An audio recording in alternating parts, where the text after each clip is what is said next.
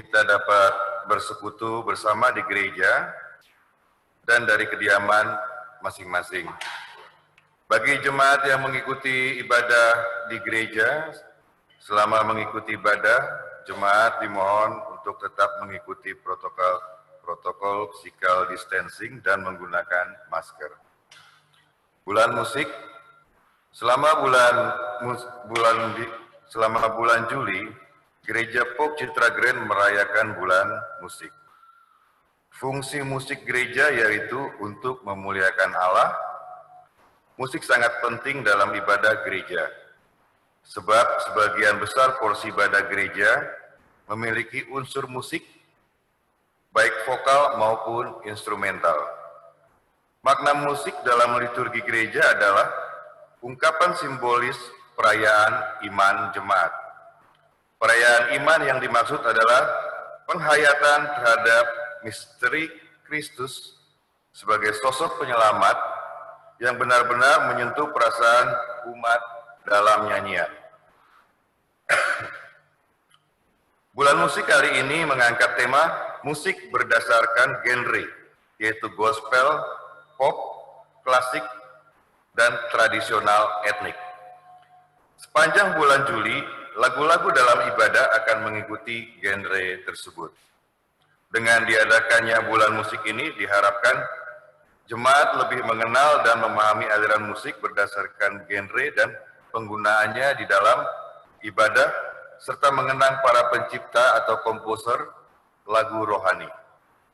Untuk minggu ini, lagu-lagu dalam ibadah akan menggunakan genre musik klasik dengan lagu-lagu karya Ludwig van Beethoven, 1824, Johann Michael Haydn, 1737 sampai 1806, Johannes Gisbertus Bastians, 1868, Wolfgang Amadeus Mozart, 1756 sampai 1791, dan Johann Kruger, 1647. Jemaat dapat membaca keterangan mengenai lagu-lagu tersebut di bagian bawah teks nyanyian jemaat dalam tata ibadah. Ibadah minggu pagi ini akan dilayani oleh Bapak Pendeta Dr. Budianto Silitonga dengan tema Hidup sebagai Anak Tuhan, dan bacaan firman Tuhan terambil dari Matius 13 ayat yang ke-24 sampai 30, dilanjutkan dengan ayat yang ke-36 sampai 43. Mari kita siapkan hati dan pikiran kita untuk memulai ibadah ini dengan bersaat teduh sejenak. Amin. Jemaat kami undang untuk bangkit berdiri. Kita akan sambut dengan lagu pujian Kidung Jemaat 3 ayat 1 sampai 2. Kami puji dengan riang.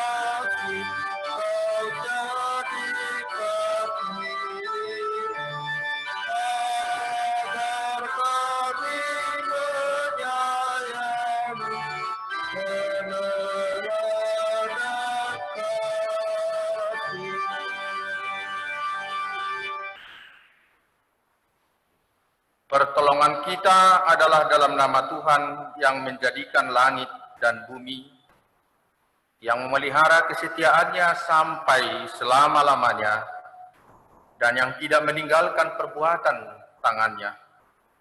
Kasih karunia dan damai sejahtera dari Allah Bapa kita dan dari Tuhan Yesus Kristus menyertai saudara sekalian.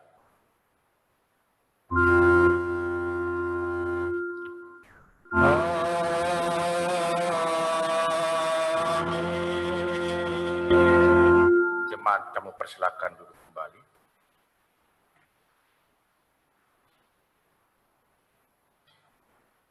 Jemaat yang dikasihi Allah, yang di rumah maupun yang di gereja ini, dengarkanlah nas pembimbing untuk minggu ini yang tertulis dalam kitab Mazmur pasal 139 ayat 23 dan ayat 24 mengatakan, "Selidikilah aku ya Allah dan kenallah hatiku. Ujilah aku dan kenallah pikiran-pikiranku.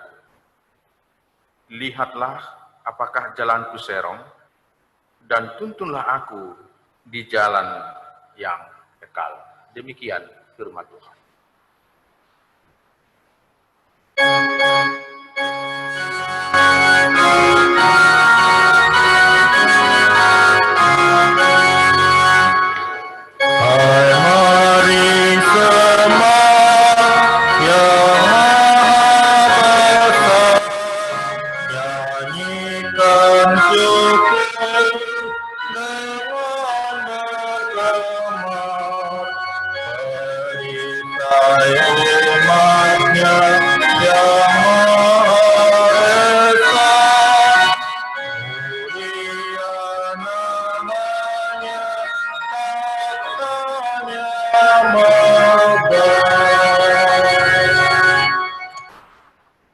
Marilah kita bersama-sama mengaku dosa-dosa kita di hadapan Allah. Mari kita berdoa. Allah kami yang bertata dalam sorga, yang mencintai kekudusan, betapa banyak kesalahan dan perbuatan yang telah kami lakukan. Sudah tidak terhitung berapa orang-orang yang telah dirugikan oleh karena perbuatan kami yang egois.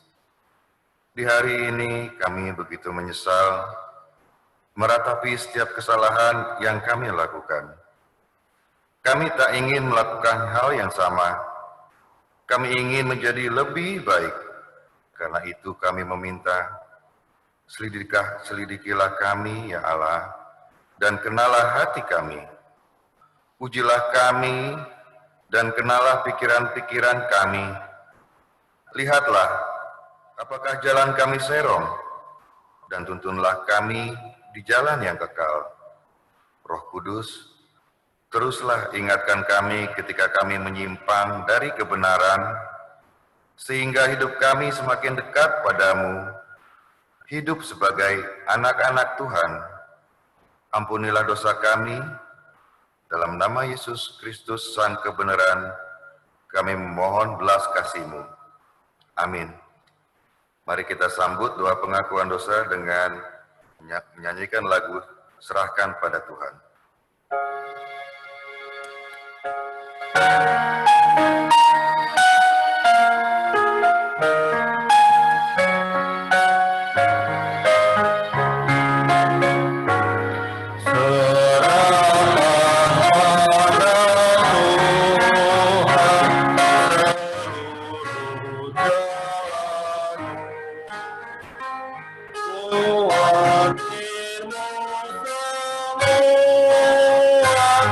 Di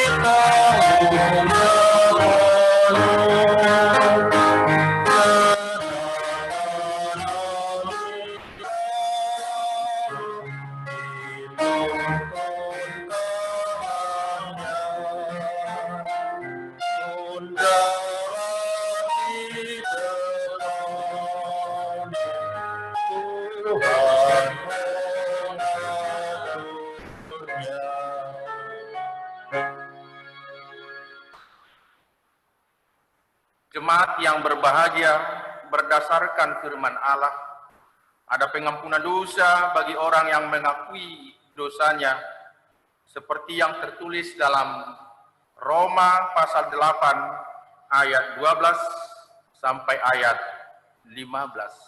Firman Tuhan mengatakan, jadi saudara-saudara, kita adalah orang berhutang, tetapi bukan kepada daging, supaya hidup menurut daging. Sebab jika kamu hidup menurut daging, kamu akan mati. Tetapi jika oleh roh kamu mematikan perbuatan tubuhmu, kamu akan hidup. Semua orang yang dipimpin roh Allah adalah anak Allah. Sebab kamu tidak menerima roh perbudakan yang membuat kamu menjadi takut lagi, tetapi kamu telah menerima roh yang menjadikan kamu anak Allah. Oleh roh itu kita berseru, ya Aba, ya Bapa. Demikian firman Tuhan. Mari Ibu Bapa kita menyambut dengan bersalaman ala namaste satu sama lain.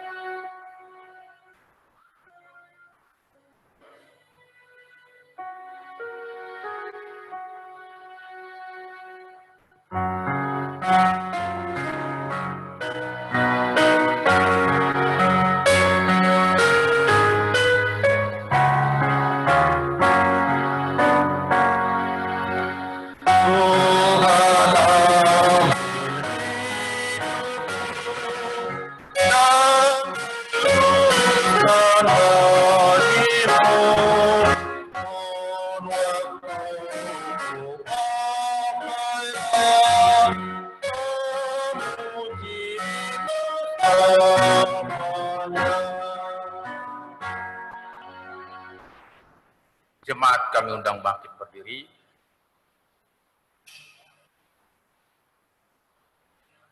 Jemaat yang dikasihi Tuhan, marilah kita bersama-sama mendengarkan petunjuk hidup baru sebagaimana tertulis dalam Efesus 5 ayat 8 sampai ayat 11. Memang dahulu kamu adalah kegelapan, tetapi sekarang kamu adalah terang di dalam Tuhan.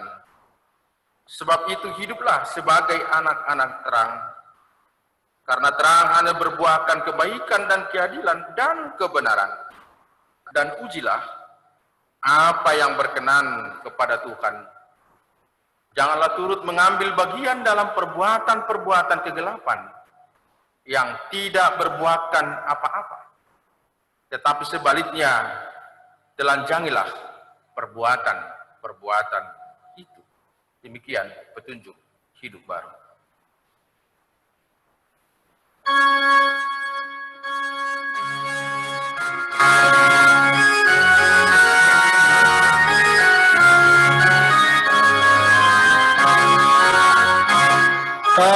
Kita menyerahkan kepadamu Tuhan, kita yang berhina di dalam dunia, boleh firman Allah yang sungguh dan teguh.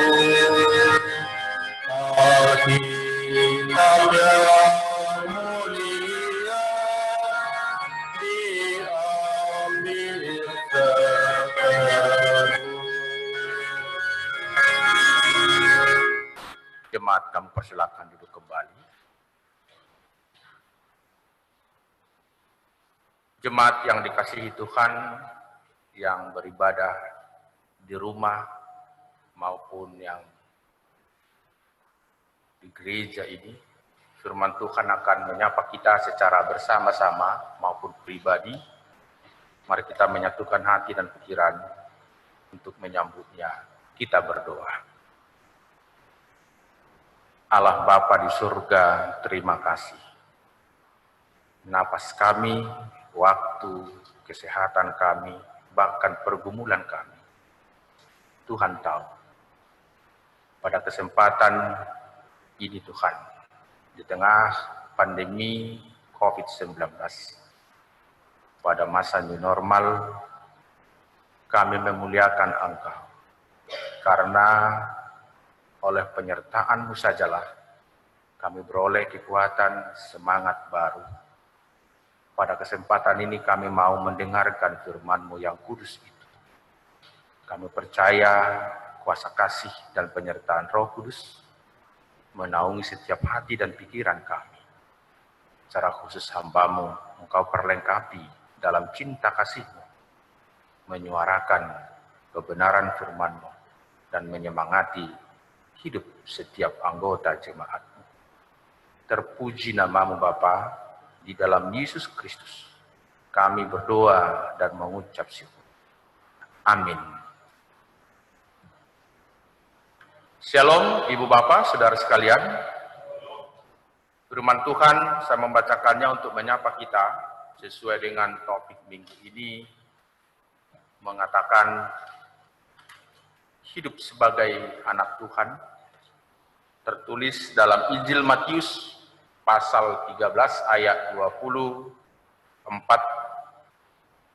sampai ayat 30, dilanjutkan dengan ayat 36 sampai ayat 43. Firman Tuhan mengatakan,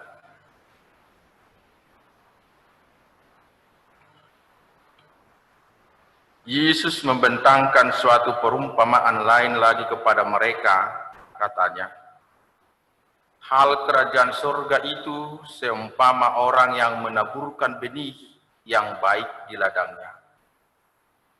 Tetapi pada waktu semua orang tidur, datanglah musuhnya menaburkan benih lalang di antara gandum itu lalu pergi. Ketika gandum itu tumbuh dan mulai berbulir, nampak jugalah lalang itu. Maka datanglah hamba-hamba Tuhan ladang itu kepadanya dan berkata, Tuhan, bukankah benih baik yang Tuhan taburkan di ladang Tuhan? Dari manakah lalang itu?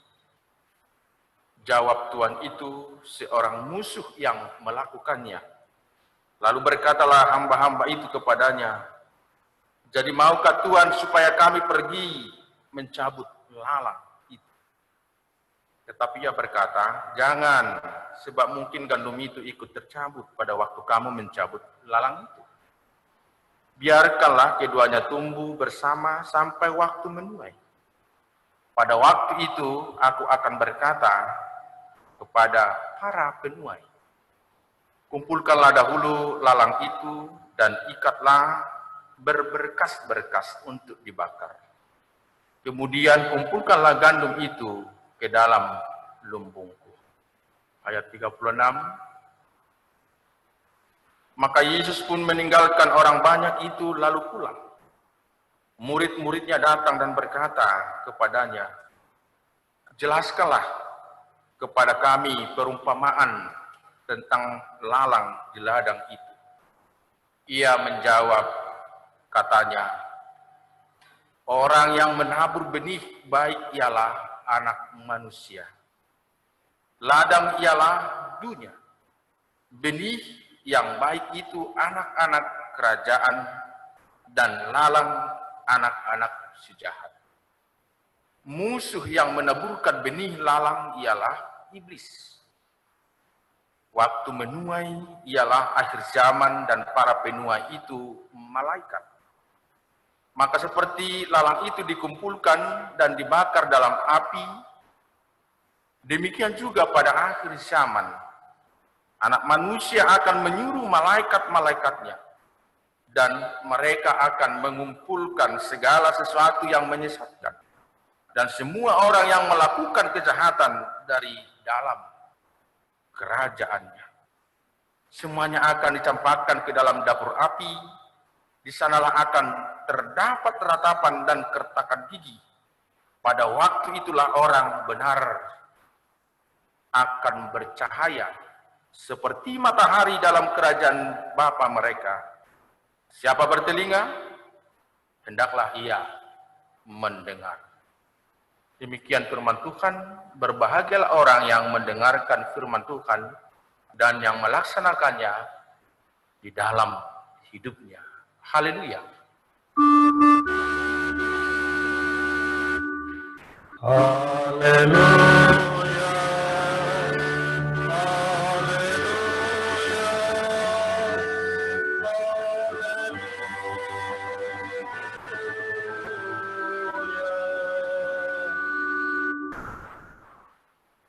Ibu bapak saudara yang dikasihi Tuhan,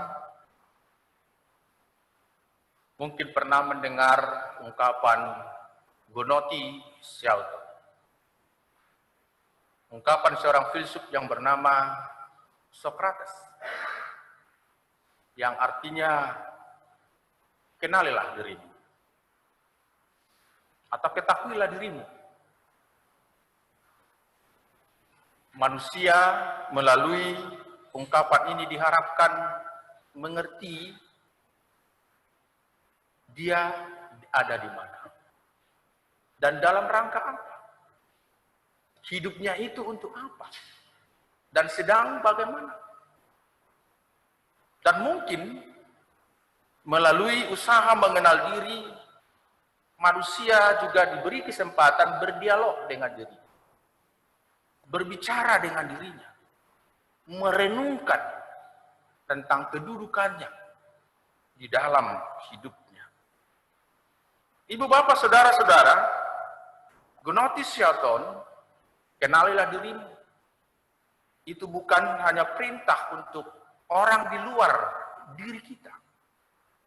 Ini diharapkan menjadi bagian dari pemahaman, pemaknaan kehidupan bagi setiap pribadi. Termasuk saya ada di dalamnya.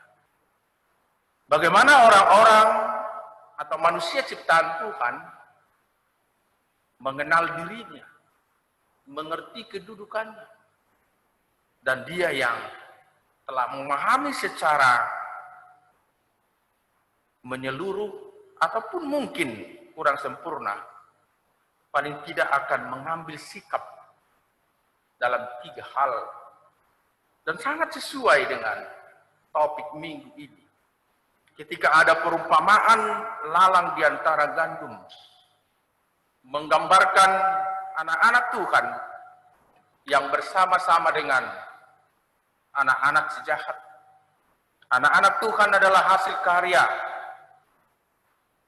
Tuhan, hasil karya pemberitaan firman Tuhan, tetapi sejahat adalah hasil karya si iblis. Maka ketika dikatakan hidup sebagai anak Tuhan, ibu bapak pasti sudah tahu dalam konteks perjanjian lama dan perjanjian baru, anak Tuhan itu menunjuk kepada Mesias yang diurapi itu, Yesus Kristus.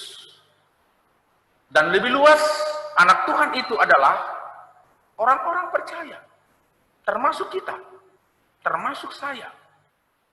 Anak Tuhan itu menerima kehidupan dari Mesias, keselamatan dari Yesus, dan diharapkan mampu untuk mengenali, berusaha mengenal diri. Ibu bapak tadi saya singgung, ketika orang yang mau memahami dirinya, mengenal dirinya, paling tidak akan muncul dari dalam dirinya yang pertama sekali rasa kagum. Rasa kagum. Orang yang mengenal dirinya yang terbatas, orang yang mengenal dirinya tidak ada apa-apa ternyata, hanya dicipta dari debu tanah, dan diberi nilai oleh Tuhan menjadi manusia yang segambar. Imago Dei, segambar dengan Allah. Mungkin pernah ibu bapak dengar juga Selem dan Demut. Manusia yang dicipta, dirancang oleh Tuhan itu sendiri sebagai tukang tembikar dan menghembuskan napas hidup. Selem dan Demut. Dan dari situ manusia itu segambar dengan Tuhan. Tapi kesegambaran manusia dengan Tuhan telah dirusak oleh dosa. Maka diharapkan manusia yang telah dirusak tersebut memahami keterbatasannya dan memahami bahwa ternyata dalam dosa itu Tuhan tidak serta-merta sekalipun sudah pernah diusir dari tanah Taman Eden. Sudah pernah dihukum, dibuang seperti umatnya. Sudah pernah dicerai-beraikan seperti orang di Babel itu ketika membangun menara. Sudah pernah dihukum seperti Sodom dan Gomora itu. Tapi Tuhan selalu menunjukkan cinta kasih-Nya. Dan Yesus hadir di bumi ini. Yesus yang hidup dalam sejarah kehidupan manusia. Yesus yang mensejarah. Yesus yang ada dalam hidup kita. Menjadi rupa manusia. Itu kita pahami bukan berarti derajat ketuhanannya menjadi rendah. Justru Tuhan itu mau menunjukkan bahwa aku, anakku, sangat mengerti bagaimana perasaanmu sebagai manusia yang berkeringat, yang menangis, yang lapar, yang haus. Jadi aku bukan hanya Tuhan dari atas melihat hidupmu itu dan tinggal perintah-perintah begitu saja. Tapi lihat aku Immanuel, imanen. Bukan hanya Tuhan yang transenden, yang jauh. Tapi Tuhan yang benar-benar mengerti bagaimana keluhanmu, bagaimana kakimu yang sakit ketika terhantuk batu, bagaimana sakitnya ketika difitnah. Aku juga merasakan itu. Tapi sekalipun demikian, Yesus menunjukkan pengorbanannya menjadi bagian dari kasih-Nya. Disinilah perlu manusia itu semakin memahami diri, gunoti, syauton, dan membawa kepada kekaguman. Oh, ternyata aku sangat terbatas. Aku berdosa. Jangan-jangan seperti dalam nats ini, aku itu seperti sedikit-sedikit saja antara padi dan ilalang. Seperti mau ilalang, seperti mau padi. Atau jangan-jangan kalau padi, wah Tuhan, terima kasih. Engkau memberi harapan dalam hidupku. Kita tahu padi itu adalah sumber atau makanan pokok. Kalau di Timur Tengah, gandum. Itu yang disebut gandum dan gandum-ganduman, cicania. Maka kalau diterjemahkan di Indonesia, padi dan padi-padian. Itu yang saya sebut kemarin dalam persiapan. Diterjemahkan mungkin di daerah timur sana jagung dan jagung-jagungan.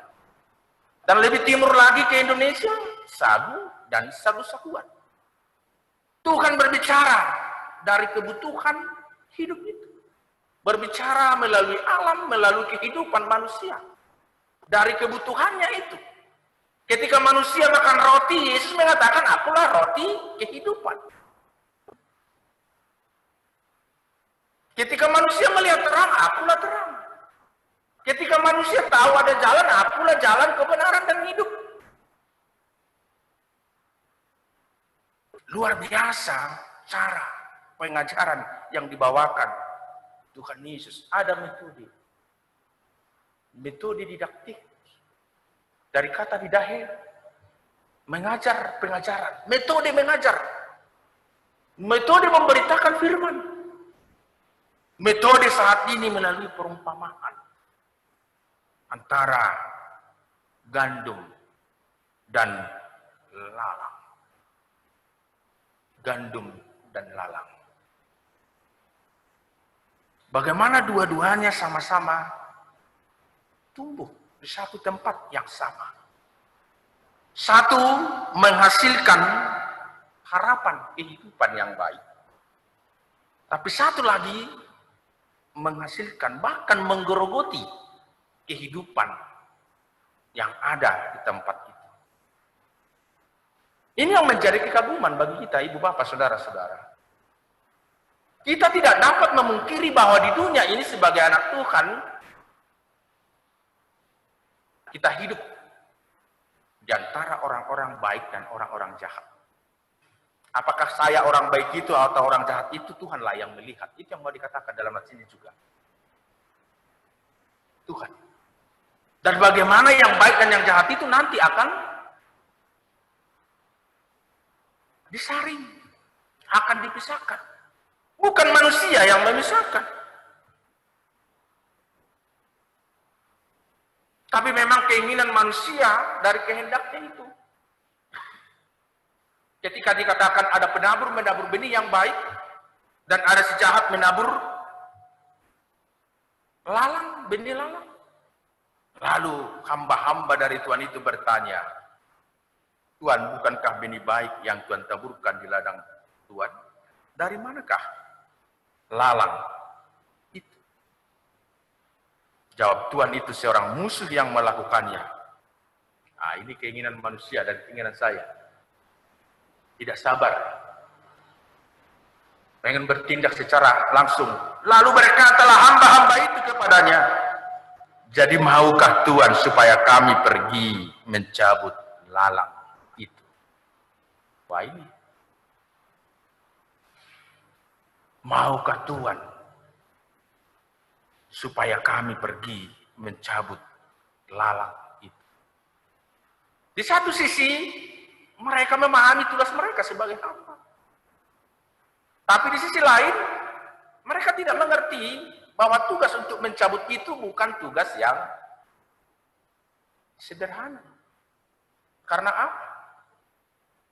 Dikatakan dalam ayat 29 alasannya. Tetapi ia berkata, jangan, sebab mungkin gandum itu ikut tercabut pada waktu kamu mencabut lalang itu. Bapak, Ibu, saudara-saudara yang dikasihi Tuhan Yesus Kristus, seorang pendeta senior pernah bergumul tentang calon pendeta. Bagaimana calon pendeta ini akan menjadi pendeta. Dan mereka terdiri dari beberapa orang. Ternyata salah seorang dari kumpulan calon pendeta ini sepertinya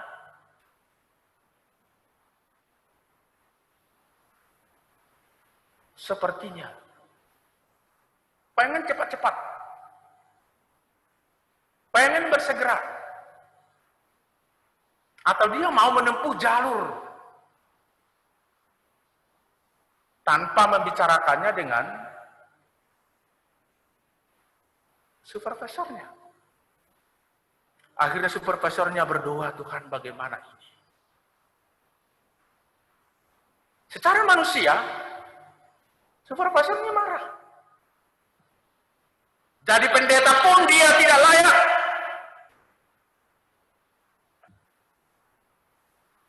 Karena jauh dari kejujuran. Dan dia berbicara kepada beberapa orang tentang itu. Tapi di malam harinya dia berdoa. Pas seperti hamba-hamba ini, dia berdoa. Lalu Tuhan memberi perumpamaan ini, hadir di dalam hatinya, hadir di dalam pikirannya. Pada tengah malam dia berdoa. Lalu besoknya, dia bertelepon kepada orang yang pernah dia berbicara bahwa dia tidak layak jadi pendeta. Tuhan telah berbicara bahwa dia silakan menjadi pendeta.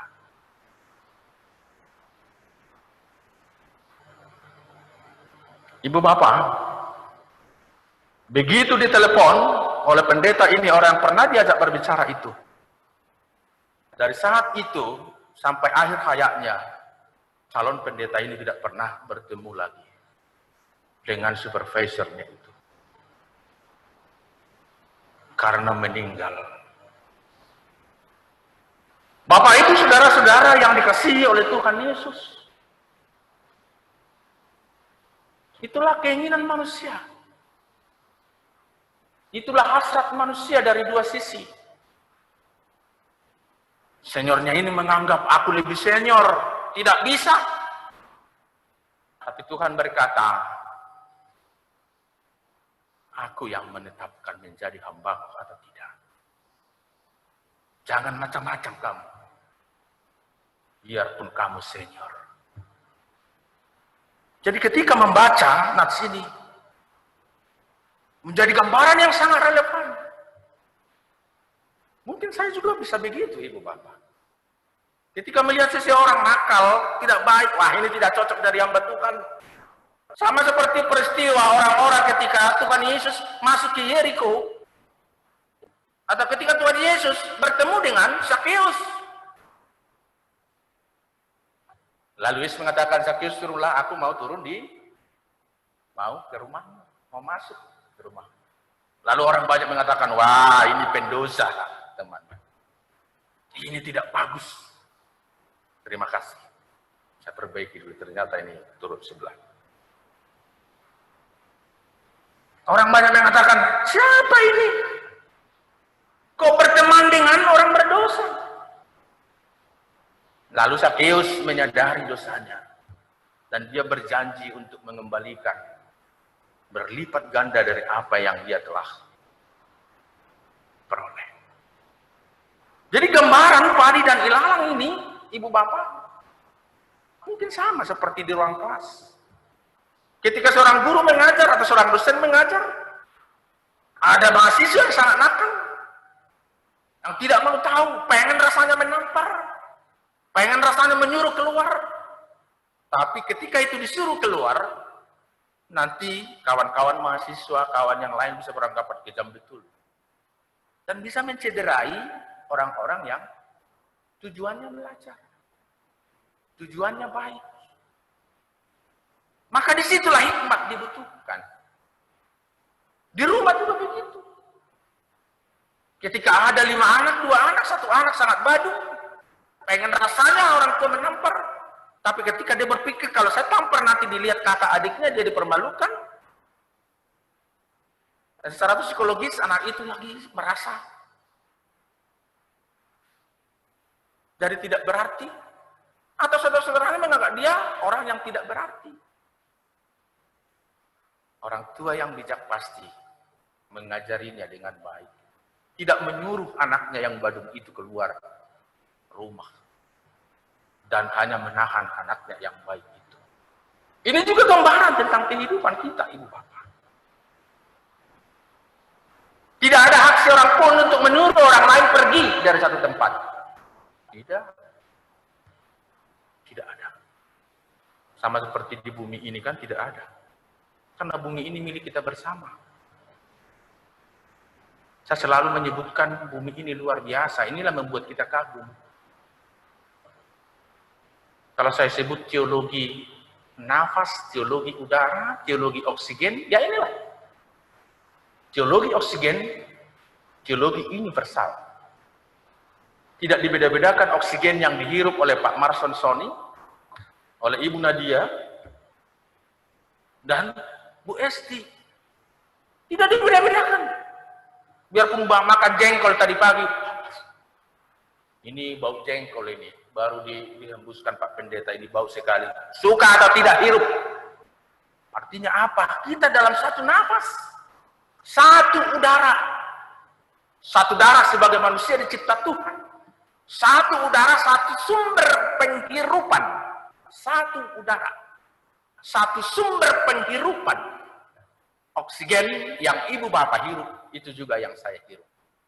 Kalau demikian, apakah ada kuasa bagi saya untuk mengatakan seseorang dari Ibu Bapak, keluar dari gereja ini. Keluar dari bumi ini. Cepat-cepat jangan ada di sini. Adakah kuasa bagi kita? Kalau orang yang percaya kepada Tuhan tidak akan melakukan itu. Karena kita sama di hadapan Tuhan. Sama. Kecuali Pendeta Silitonga sudah makan besi misalnya, Ibu Bapak makan nasi biasa begitu.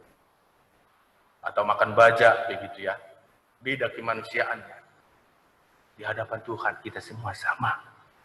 Maka dikatakan ketika gnotis yauton, ketika kita terbatas ataupun ketika kita merasakan diri kita memiliki berkat Tuhan, maka itu seharusnya membawa setiap pribadi, membawa saya, membawa Ibu Bapak semua menjadi apa? Kagum pada Tuhan.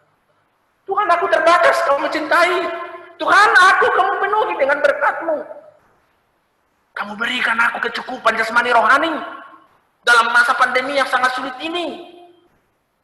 Sekalipun banyak keluarga yang mengeluh, banyak orang tua mengeluh bagaimana membeli kuota. Begitu, bukan hanya kuota ibu bapak. Kalau 4 anaknya sekali online, coba bayangkan. Di rumah hanya ada 2 laptop. Mengisi itu gimana sekarang? Butuh perjuangan. Jangan-jangan juga gereja harus memikirkan ini. Supaya orang tua yang memang membutuhkan kuota, misalnya di gereja ini, sehingga bisa berselancar dengan baik. Ada ide dari teman, di mana ya itu? Mengatakan begini, bagaimana kalau ke gereja aja kita suruh ya anak-anak, dan di gereja dibuka wifi yang sangat besar. Sehingga tidak lagi membebani orang tua yang memang 4 anaknya, dia harus mempersiapkan perangkat laptop ataupun handphone. Di satu sisi, kita dibutuhkan memang menghadapi pergumulan.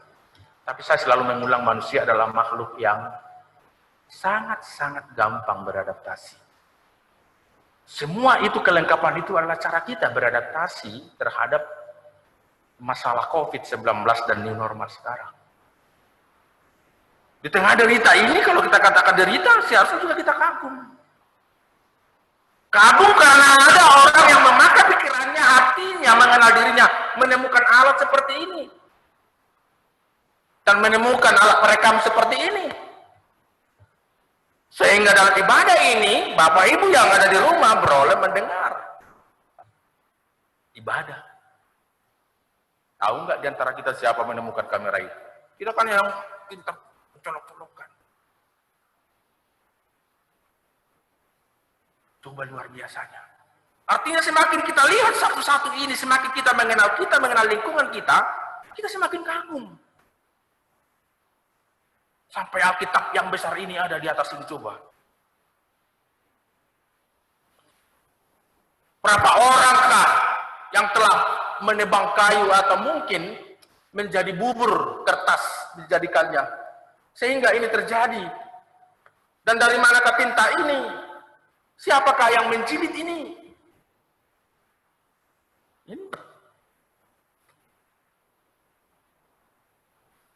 Ini bukan otomatis ada di sini. Kita kagum.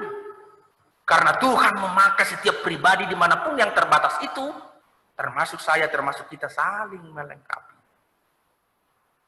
Ditemukan juga ini kamera, kalau kita tidak pakai untuk apa? Jadi tetap simbiosis, mutualis. Disitulah kita kagum kepada Tuhan.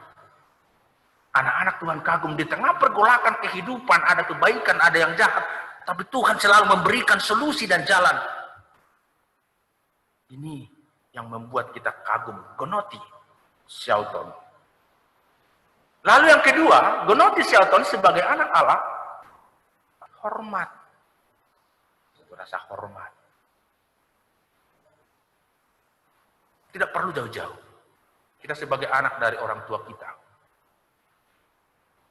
Mulai dari rahim kita dijaga, lahir dijaga. Tapi betapa menyedihkan, di minggu-minggu ini saya mendengar ada sekelompok anak memperkarakan orang tuanya. Hanya karena orang tuanya menjual hartanya. Coba bayangkan. Masa saya memperkarakan ayah saya dan ibu saya? Padahal harta yang dimiliki adalah hasil dari jerih payahnya. Pemberian Tuhan. Saya sudah diberi waktu belajar sebagai harta saya. Masih teganya memperkarakan orang tua. Terjadi. Sampai di pengadilan. Hanya gara-gara kayu sebatang. Sampai di pengadilan. Itu beberapa tahun yang lalu seorang ibu yang diadili. Dan seorang hakim akhirnya dia didenda karena mengambil kayu itu. Seorang ibu. Mungkin pernah ibu bapak dengar atau lihat. Hakim itu mengambil topinya dan memungut dendanya dari semua yang ada di situ. Karena dia harus menjatuhkan hukuman kepada orang tua yang seharusnya dihargai oleh anaknya itu. Ini rasa hormat. Bagaimana orang hormat kepada orang lain kalau tidak hormat kepada orang tuanya? Itu contoh.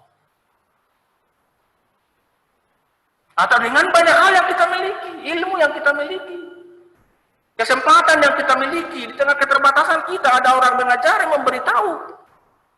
Maka saya memiliki rasa hormat seharusnya. Terima kasih Tuhan menghadirkan orang ini, menghadirkan istri saya, menghadirkan suami saya, menghadirkan anak saya untuk memperlengkapi apa yang tidak saya miliki. Begitu. Karena apa? Di tengah keterbatasan kita membutuhkan satu sama lain di dalam Tuhan. Maka kita sebaiknya saling menghormati. Di ibadah rumah tangga, di bincang-bincang kemarin saya berkata ketika ada seorang pengkhotbah mengatakan, terima kasih Bapak Pendeta, mentor kami. Saya katakan, saya bukan mentor. Saya adalah saudara seiman yang memiliki keterbatasan. Sama seperti petinju yang membutuhkan pelatih, saya bilang. Petinju yang membutuhkan pelatih. Coba. Bagaimana petinju-petinju kelas dunia itu membutuhkan pelatih. Coba dulu secara logika. Udah dilatih kan? Kalau Mike Tyson misalnya disuruh beradu dengan pelatihnya, siapa kira-kira yang menang? Coba. Siapa kira-kira yang menang? Pelatihnya atau Mike Tyson? Mike Tyson kan? Jadi untuk apa ada pelatih? Pelatih itu untuk memberitahukan titik gelap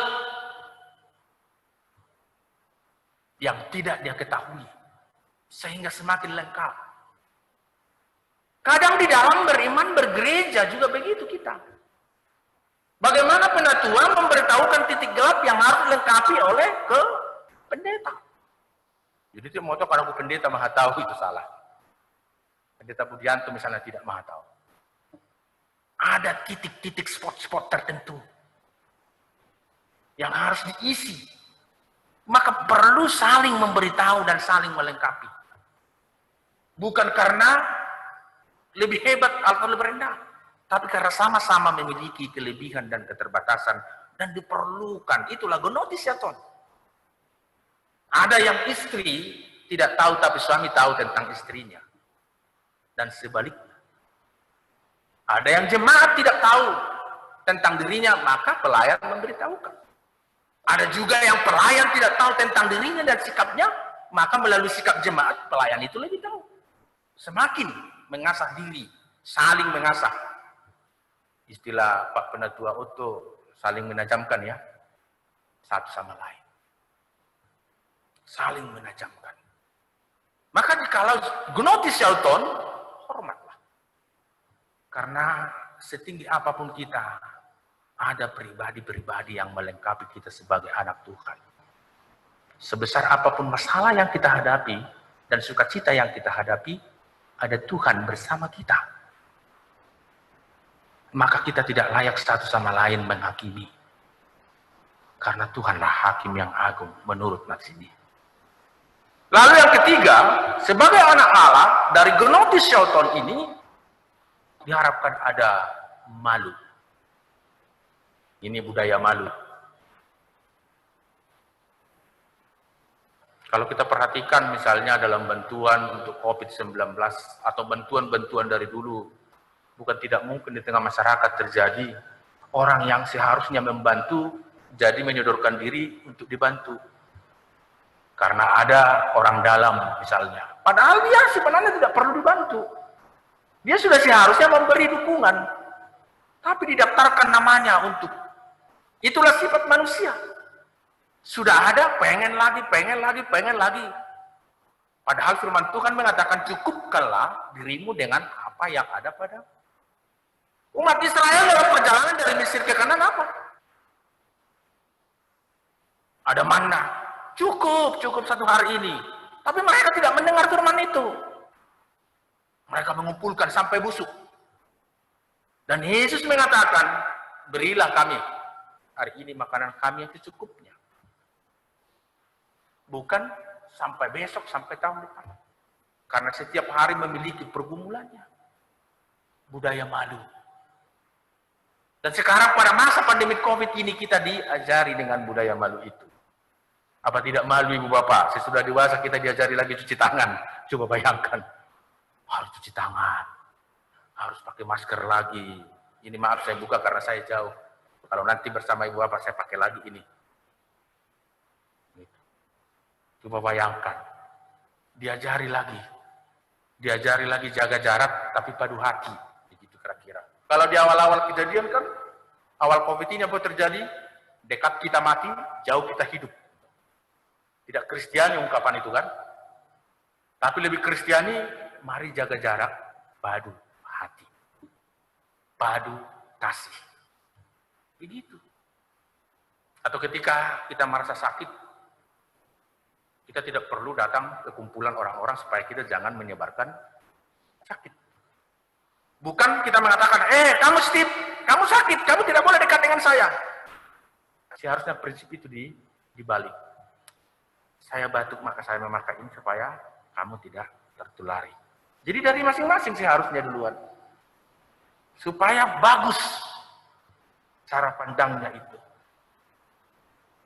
Genotis Shelton, anak-anak Allah, semakin memiliki rasa malu. Di zaman ini orang tidak malu lagi berbicara hal-hal yang tidak baik. Di dunia nyata maupun dunia maya. Sepertinya perkataan itu, jari-jari itu tidak punya perangko, tidak punya stempel. Tidak membutuhkan alat.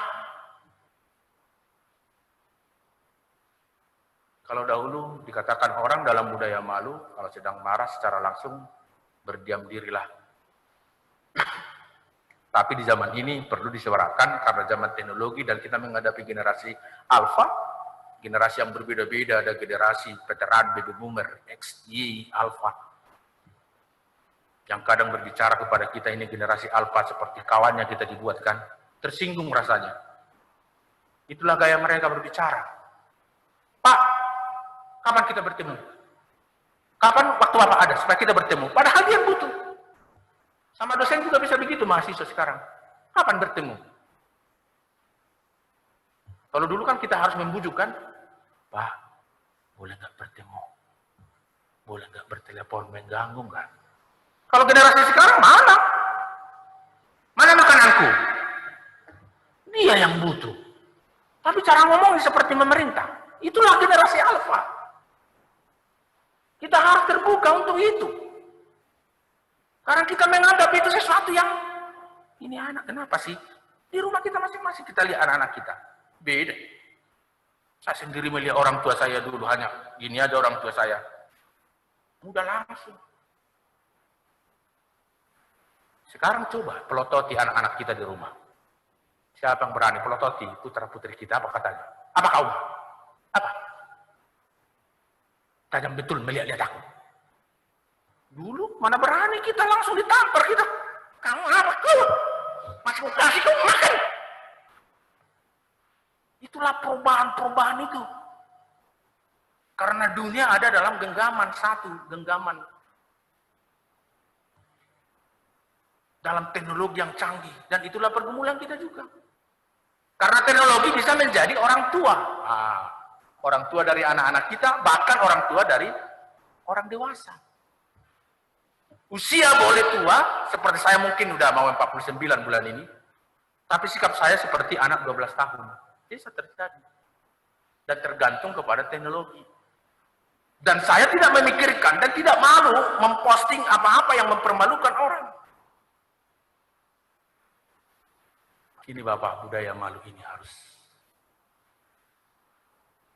Maka dikatakan, kalau sebelum ada teknologi ini, kalau marah, tahanlah sebentar berdiam. Tapi sekarang kalau marah, simpanlah dulu HP-mu. Simpan saja HP-nya. Supaya jangan hati kita bergerak untuk menyuruh jari-jari kita untuk mengatakan sesuatu. Karena apa yang kita tulis, itu tidak akan terhapus. Sekalipun itu kita hapus, kita delete, itu tertampung di bank data. Bisa dibuka. Coba bayangkan, anak cucu kita nanti membuka, ini Pendeta Budianto, apa kerjanya opung saya ini, waktu dia jadi pendeta. Ternyata jahanam ini. Ya, pendeta tapi bisa dibuka. Soalnya hanya kamar-kamar yang ada, kamar-kamar. Kamar-kamar itu sebenarnya bisa disusupi dan masuk. Makanya hacker itu kan bisa memperdaya semua. Apa yang kita tulis, hal baik tertulis. Di zaman penyaliban Tuhan Yesus, ungkapan itu, apa yang sudah tertulis, tertulis. Inri. Yesus Nazarenus, Rex Judea. Ketika ada menyuruh turunkan itu, apa yang sudah tertulis, tertulis. Tidak boleh dihapus. Sekarang kenyataannya itu terjadi. Hal-hal baik yang kita tuliskan melalui ini, tetap akan nanti. Vel, gimana Vel? Lupa. Nih, Maka kita start video. Genotis ya Uton. Di tengah ladang dan ilalang, di tengah padi dan lalang itu, anak-anak Tuhan yang ketiga tadi disebutkan, memiliki budaya malu. Ada pernah saya dengar begini, ketika berbicara para pelayan Tuhan, ini para pendeta, maaf bukan mau ras, tapi kita tahu kan kalau perempuan kan lambang kelembutan, lambang pengayoman hidup, maka disebut perempuan empu. Itu. Kalau Adam Hawa disebut adalah ibu dari semua yang hidup. Jadi ternyata pelayan ini mungkin mengutarakan perkataannya sangat luar biasa dengan mencak-mencak. Akhirnya datang yang mengasihi dia seorang laki-laki. Saya senang mendengarkan apa yang kamu utarakan. Itu katanya, saya senang mendengarkan, saya tahu apa isi hatimu. Hanya satu hal yang tidak saya suka. Caramu menyampaikan itu seperti preman, seperti laki-laki. Lalu sampai sama Inang Naomi datang begitu, gimana Inang? Ada mengatakan gitu. Coba. Aku tahu apa yang mau kamu katakan. Tapi sebagai seorang perempuan itu lambang kelembutan. Laki-laki juga harus menjaga itu turut. Di era sekarang ini butuh. Genotis Yalton kagum terhadap pemberian Tuhan. Membangkitkan rasa hormat. Genotis Yalton sebagai anak Tuhan, anak Allah, diharapkan memiliki rasa malu. Kalau sampai datang nanti, Kristen kok nggak memiliki kasih, kan sudah memalukan. Ini pendeta kok neko-neko, seperti goyang-goyang. Tidak konsisten. Itu contoh.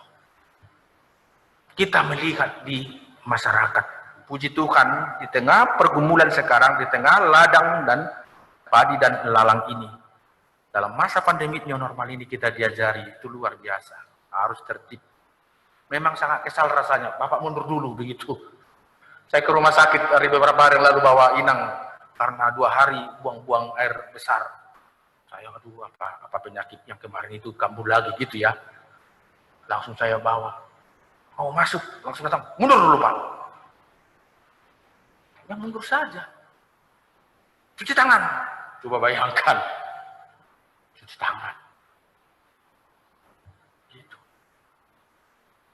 Duduknya pun harus dijaga sama seperti kita. Ini semua demi kebaikan kita. Kita mengenal keterbatasan kita sekarang. Kita mengenal ada potensi dalam diri kita. Itu semua di dalam pengetahuan Tuhan. Hal baik itu menurut nas ini adalah pemberian Tuhan. Kalau hal jahat itu adalah usaha si iblis. Dan orang tua, orang Kristen yang baik, tidak serta-merta, mungkin seperti dalam nas ini, pengen rasanya mencabut, pengen rasanya membuang apa yang kita lihat tidak baik menurut kita. Tapi Tuhan mengatakan, jangan. Berpikirlah dan berhikmatlah di dalam Tuhan. Salinglah melengkapi. Maka dari nas ini dikatakan, Ibu Bapak, sekali lagi kita tidak dapat memungkiri bahwa di dunia ini setelah manusia jatuh ke dalam dosa, tidak akan terlepas dari kuasa si jahat dan kuasa yang baik. Disinilah anak-anak Tuhan selalu bergandengan tangan. Dan disinilah kita diharapkan untuk saling melengkapi satu sama lain. Sebab kesulitan yang kita hadapi bukan dari luar diri kita yang terbesar, tapi dari dalam diri kita sendiri. Itu. Kalau skop keluarga, kesulitan yang kita hadapi paling besar bukan dari luar keluarga kita, mungkin dari sanak saudara kita. Dan kesulitan yang kita ciptakan bukan hanya keluar, tapi mungkin di tengah-tengah keluarga kita dan kepada diri kita. Artinya sangat menyatu. Ketika sangat menyatu seperti akar tumbuhan itu, maka ketika dicabut begitu saja bisa membawa dampak yang tidak baik. Maka anak-anak Tuhan diharapkan lebih berhikmat. Serahkanlah kepada Tuhan. Itu lagu itu kan, serahkan pada Tuhan. Kita menyerahkan kepada Tuhan. Karena soal kita padi dan lalang, Tuhan yang melihat. Tapi ketika kita sekarang mau melihat, jadi dari mana kita tahu? Dari buahnya untuk ukuran sementara. Kita melihat seseorang itu anak Tuhan apa tidak. Tapi untuk penghakiman yang terakhir, hak Tuhan. Tidak ada hak seorang pun di antara kita untuk mengatakan dan mencabut. Tuhanlah. Kepada Tuhan saja. Kepada Tuhan saja. Di dalam nama Allah, Bapa, Putra, dan Roh Kudus, kita berserah.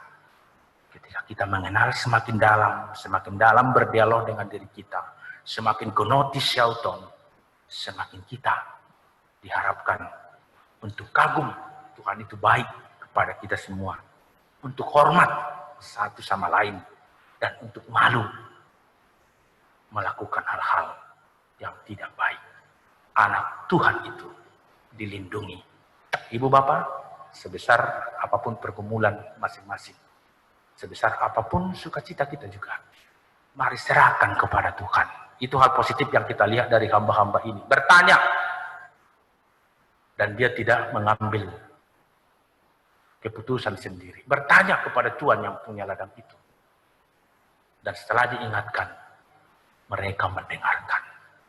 Kita juga layak. Bertanyalah kepada Tuhan, pemilik bumi ini. Berserahlah kepada Tuhan, pemilik hidup Bapak Ibu. Dan serahkanlah hatimu, hidupmu, keluargamu, pergumulanmu, pekerjaanmu padanya. Tuhan itu sanggup memberikan kelegaan. Seperti khotbah-khotbah di minggu lalu. Itu ringan karena kita bersama Tuhan. Di minggu musik klasik. Dengan musik ini kita bernyanyi, bermazmur, bernyanyi diiringi musik. Dan ada orang-orang yang mengubah lagu itu menjadi semangat bagi kita. Ketika kita dalam kesusahan, kita bernyanyi. Ketika kita dalam sukacita, kita bernyanyi. Diiringi musik itu. Itu yang patut kita kagumi dari Tuhan. Karena diberikan pikiran hati dari banyak pribadi untuk kita semua. Sehingga kita sekarang dapat hidup. Dapat melangkah, dapat tertawa, bahkan dapat marah secara emosi, dapat mengampuni, dan dapat saling mendoakan. Inilah yang patut kita kagumi. Karena Tuhan di dalam Yesus Kristus memberikan hati bagi kita masing-masing, tempat menuliskan cinta kasih-Nya. Seperti kata Tuhan, aku tidak lagi menuliskan hukumku di loh batu itu, tapi di loh hatimu, di dalam hatimu yang terdalam. Dan di situ melekat cinta kasih Tuhan. Maka itulah yang kita pergunakan sebagai anak-anak Tuhan yang kekasih. Amin, Ibu Bapak. Tuhan memberkati kita semua.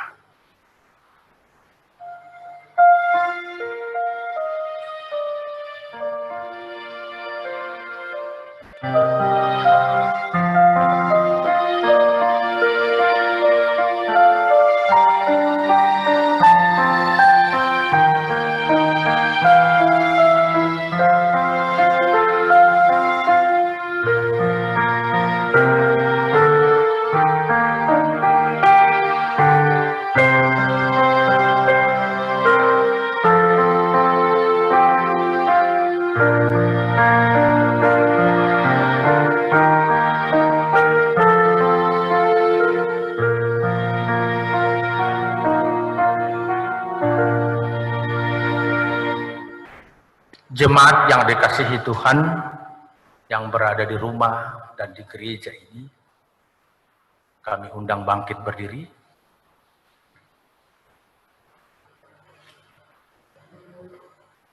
Marilah kita mengucapkan pengakuan iman kita bersama-sama dengan semua orang percaya di segala tempat dan zaman. Mari kita mengucapkannya bersama.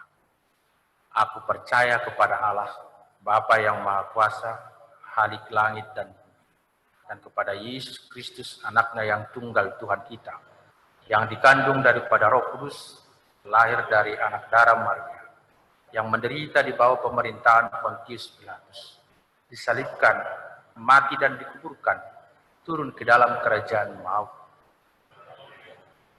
bangkit pula dari antara orang mati, naik ke surga, duduk di sebelah kanan Allah Bapa, dan akan datang dari sana untuk menghakimi orang yang hidup dan yang mati. Aku percaya kepada Roh Kudus, gereja yang kudus dan am, persekutuan orang kudus, pengampunan dosa, kebangkitan daging, dan hidup yang kekal. Amin. Jemaat, kami persilakan duduk kembali. Jemaat yang Tuhan kasihi, marilah kita menyatukan hati dan pikiran kita. Kita berdoa kepada Tuhan dalam dua syafaat dan nanti diakhiri dengan doa Bapa kami. Kita berdoa. Allah Bapa di surga, terima kasih Tuhan. Firman-Mu telah berkumandang. Kuasa Roh-Mu menaungi kami semua. Di tengah perjalanan dunia, ibarat padi atau gandum dan lalang. Tuhan mengingatkan kami bahwa itu semua ada setelah manusia jatuh ke dalam dosa.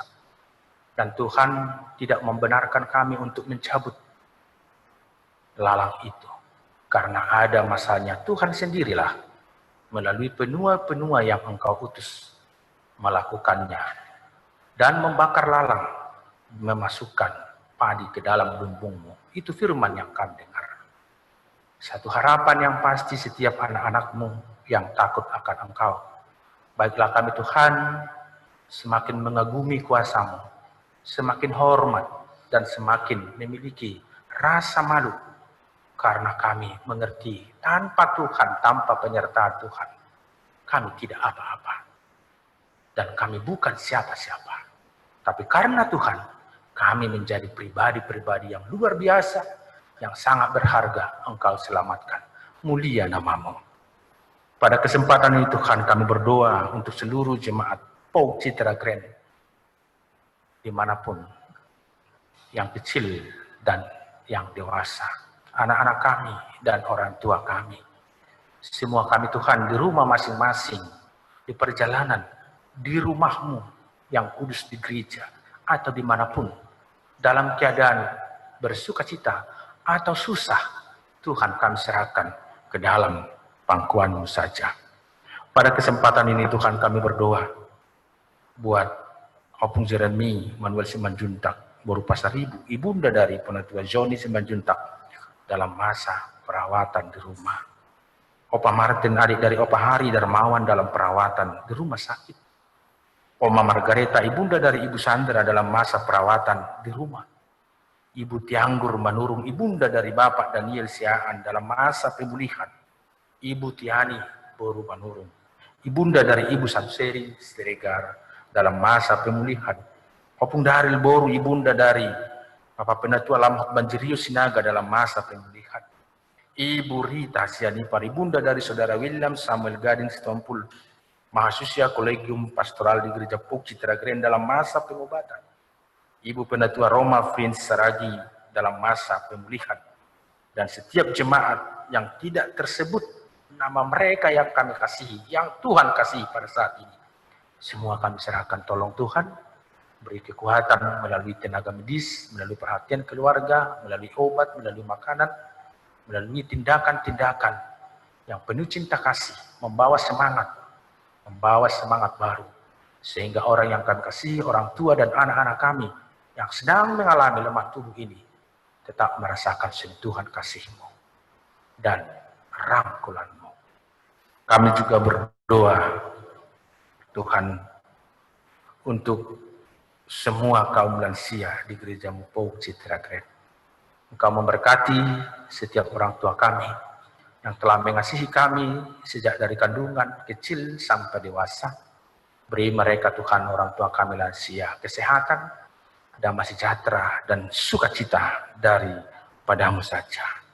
Engkau memberkati setiap pribadi yang dengan sukacita melayani orang tua kami, yang mungkin dapat bersama kami, atau tidak dapat karena tempat dan keadaan. Tuhan, kami berdoa juga buat setiap pencipta lagu dan komposer musisi gereja. Engkau memberkati setiap hasil karya mereka menjadi sukacita bagi siapapun dan kehidupan, penyembuhan, kekuatan ketika bernyanyi, ketika mendengar musik, ketika melantunkan lagu itu bersama secara khusus dalam ibadah seperti saat ini. Kami beroleh sukacita. Berkati setiap karya mereka, berkati setiap keluarga dan keturunannya di dalam hidup ini. Tuhan selalu beserta mereka. Kami juga berdoa buat anak-anak yang sedang mencari sekolah ke universitas untuk pendidikan selanjutnya dan yang memasuki tahun ajaran baru. Engkau, Tuhan, memberkati setiap putra-putri kami, anak-anak kami, menjadi anak-anak yang takut akan Engkau dan memiliki hikmat. Takut akan Tuhan, permulaan hikmat itu yang kami tahu. Anak-anak kami mohon menjadi anak-anak yang takut akan Engkau saja dan mengasihi siapapun dalam hidup kami. Terima kasih, Tuhan, para pemimpin bangsa dan negara, presiden, wakil presiden, dan seluruh jajaran pemerintahan dan keadaan bangsa ini kami serahkan dalam pemulihan dari pandemi COVID-19. Semuanya kami serahkan. Setiap pemimpin pelayan di bangsa ini memiliki hikmat dari Tuhan, dan setiap permasalahan dapat teratasi dengan baik, secara khusus pandemi COVID-19 ini. Kami juga berdoa buat program kerja Gereja Pauk Citra Grand, khususnya untuk pelaksanaan program pelayanan di masa pandemi COVID dan new normal ini. Tuhan yang memperlengkapi gereja-Mu, Tuhan yang menyertai setiap pelayan, Tuhan yang selalu bersama anggota jemaat. Kami juga berdoa buat proses pemilihan majelis di Gereja-Mu Pauk Citra Grand periode 2020-2024. Tuhan yang berkarya menyertai semua jemaat, menyertai semua calon majelis, menyertai panitia, dan menyertai kami semua, Tuhan. Pakailah hidup kami yang terbatas, siapapun yang terpilih, menjadi alat-Mu yang kekasih. Dan kami mohon ampun, Tuhan, jikalau kami memiliki keterbatasan dan dosa yang kadang-kala menutupi hati kami untuk mengenal Engkau secara tulus dan murni. Dan hamba-Mu percaya semua kebaikan dari Tuhan menjadi sukacita di tengah setiap hidup para pelayan. Kami juga berdoa buat proses pergantian gembala jemaat Gereja-Mu Pauk Citra Grand. Engkau memberkati setiap jemaat yang dengan sungguh-sungguh dan dengan kerelaan hati berdoa untuk semua pelayan-pelayan di gereja-Mu, berdoa untuk para gembala, dan Tuhan yang menyertai siapapun yang Engkau utus menggembalakan di gereja-Mu ini adalah benar-benar perpanjangan tangan, perpanjangan hati, perpanjangan penyampaian perkataan Tuhan, sehingga banyak orang yang diingatkan, banyak orang yang dikuatkan, banyak orang yang disembuhkan, banyak orang yang Engkau berkati. Terpuji nama-Mu. Di dalam Yesus Kristus yang baik itu, kami percaya Tuhan telah menghidupkan kami. Dan di dalam Yesus Kristus yang baik itu dan penyertaan Roh Kudus, kami menerima berkat-Mu. Dan kami berdoa di dalam doa yang Yesus ajarkan kepada kami untuk kami ucapkan bersama-sama. Bapa kami yang di surga, dikuduskanlah nama-Mu. Datanglah kerajaan-Mu, jadilah kehendak-Mu di bumi seperti di surga. Berikanlah kami pada hari ini makanan kami yang secukupnya, dan ampunilah kami akan kesalahan kami, seperti kami juga mengampuni orang yang bersalah kepada kami. Dan janganlah membawa kami ke dalam pencobaan, tetapi lepaskanlah kami daripada yang jahat, karena Engkaulah yang punya kerajaan dan kuasa dan kemuliaan sampai selama-lamanya. Amin.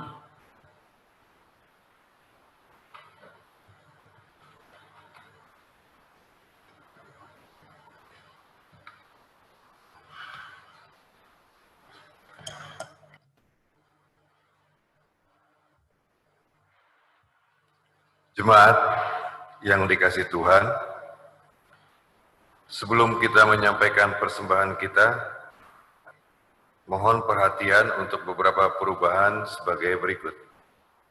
Bagi jemaat di gereja, untuk menyesuaikan dengan protokol physical distancing, maka persembahan kantong dialihkan ke kotak persembahan.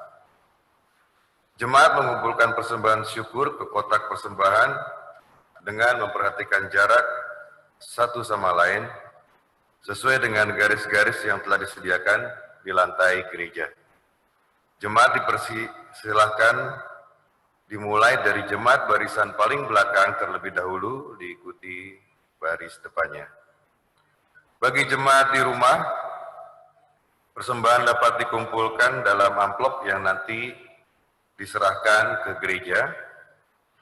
Persembahan juga dapat disampaikan dan sangat disarankan melalui transfer ke rekening gereja atau menggunakan link aja, OVO, GoPay, dan Dana, DANA, dengan tata cara yang telah tertera dalam lembar warta jemaat. Mari bersama kita persembahkan korban syukur kepada Tuhan dengan berlandaskan firman Tuhan yang tertulis dalam Mazmur 50 ayat 23. Siapa yang mempersembahkan syukur sebagai korban, ia memuliakan aku. Siapa yang jujur jalannya, kuselamatkan, keselamatan yang dari Allah akan kuperlihatkan kepadanya. Mari kita sambut dengan nyanyian jemaat, Kidung Jemaat 287B ayat 1, sekarang beri syukur.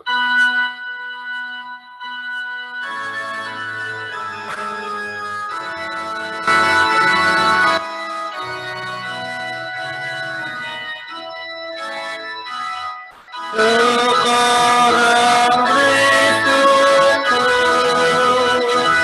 baik hatimu lupakan sempurna dan besar segala karyaku,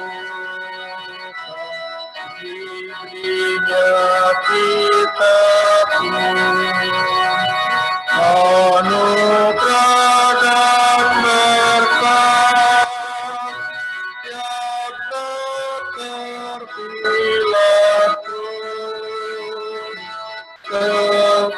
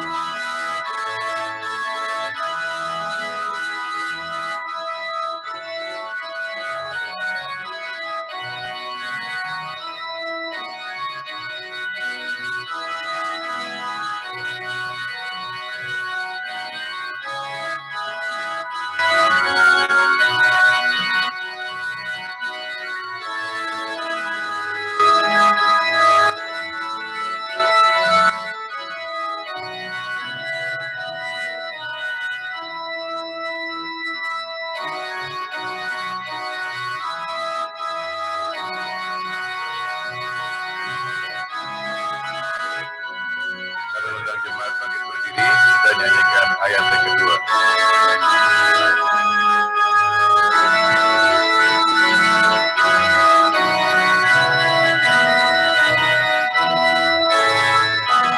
Yang Maha Mulia memberikan sukacita, damai sejahtera di dalam hidup kita, kasih-Nya tak terperi, mengasuh anaknya, pertolongannya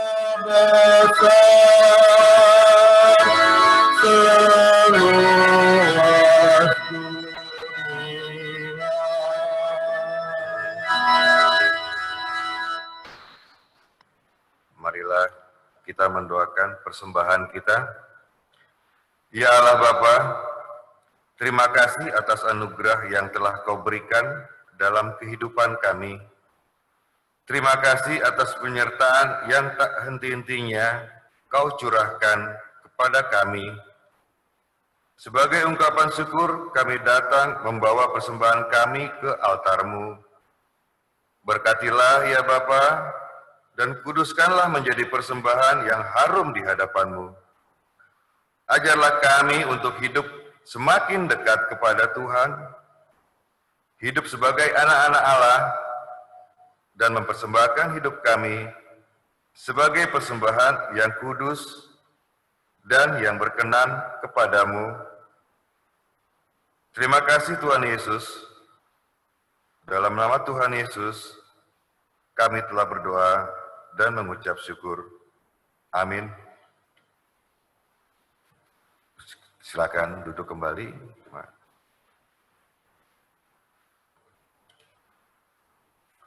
Warta Jemaat.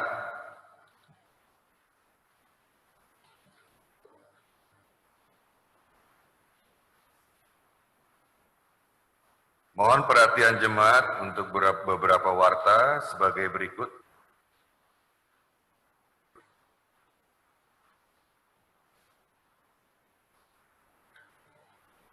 Kami mengucapkan terima kasih kepada Pendeta Dr. Budianto Silitonga, pelayanan firman pagi ini. Tuhan Yesus memberkati Bapak dan keluarga dan serta tugas pelayanan yang dilakukan. Terima kasih kami sampaikan juga kepada majelis yang bertugas, pemusik, pemandu nyanyian, Ibu Liske Mandakiel yang telah merangkai bunga mimbar, serta petugas multimedia dan IT. Tuhan Yesus memberkati pelayanan yang dilakukan. Terima kasih juga kami ucapkan kepada seluruh jemaat yang telah mengikuti ibadah baik dari gereja maupun dari kediaman masing-masing.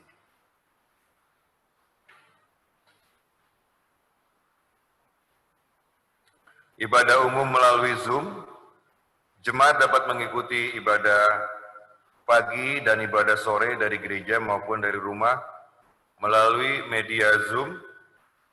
Link Zoom akan dibagikan melalui WA grup jemaat. Pemilihan majelis periode 2020 hingga 2024 tahap ketiga. Proses pemilihan majelis tahap kedua sudah selesai. Formulir pemilihan telah ditutup tanggal 15 Juli 2020. Panitia akan melakukan tahapan selanjutnya untuk menetapkan 6 orang majelis dari 10 calon majelis hasil dari pemilihan tahap kedua. Mohon dukungan doa dari jemaat. Pisah sambut dan pelantikan atau peneguhan Gembala Jemaat POG Citra Green. Masa tugas Gembala periode 2016-2020 Pendeta Dr. Budianto Silitonga akan berakhir pada 31 Juli 2020.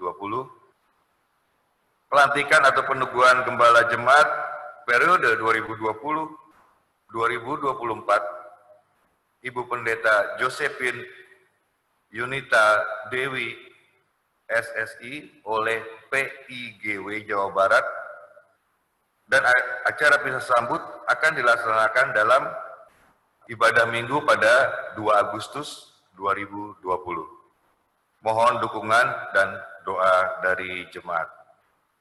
Jadwal kegiatan ibadah sepekan dan warta lainnya dapat dilihat dalam lembar warta jemaat.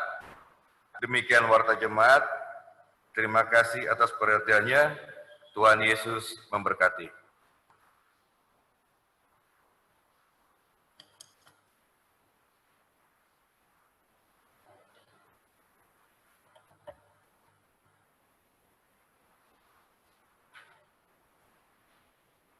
Jemaat yang dikasihi Tuhan di rumah masing-masing dan di gereja, Kami undang bangkit berdiri.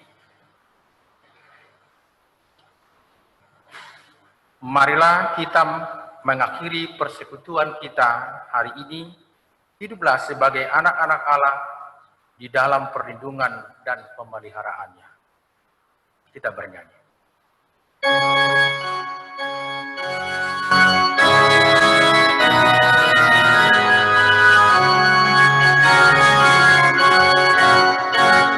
Kuasamu dan namamu lah hendak kami sembah. Dan karena itu ya Tuhan, kami takkan gentar, bagaikan pabrik segenggam, meskilah mati dipendam, supaya tubuh dan segar di payung yang berkembang berbuah.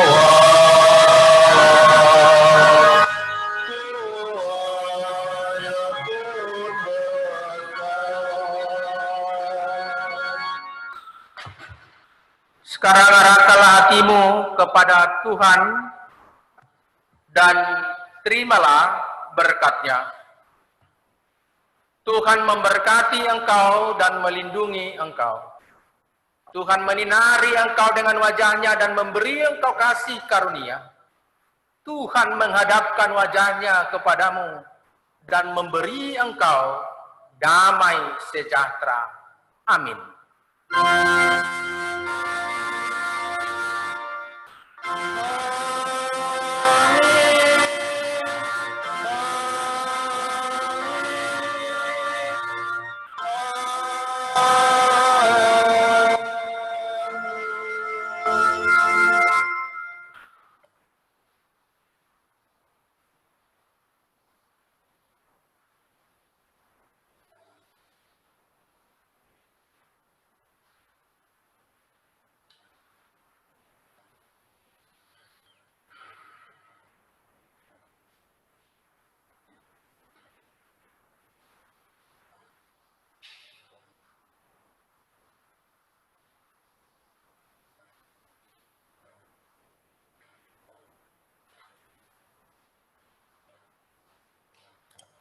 Jemaat, Bapak Ibu Jemaat dipersilakan duduk kembali. Kita akan bersaat teduh sejenak.